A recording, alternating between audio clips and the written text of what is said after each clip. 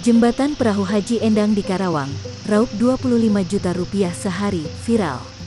Sosok Haji Endang mendadak viral setelah membuka usaha penyeberangan melalui jembatan perahu di Sungai Citarum. Setiap harinya, ribuan kendaraan roda 2 menggunakan jasa penyeberangan perahu milik Endang.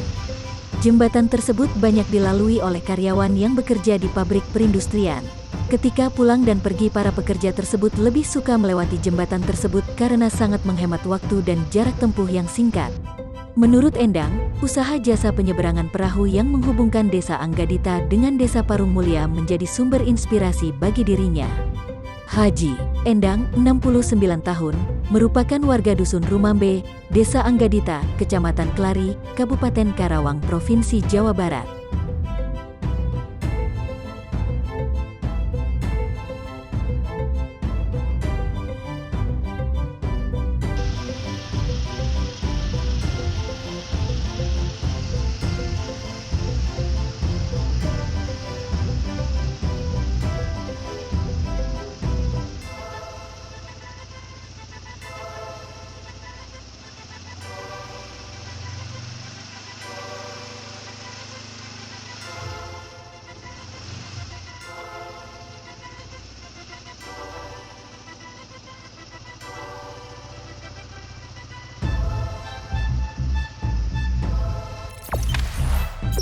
Jangan lupa subscribe, share, komen, dan like ya!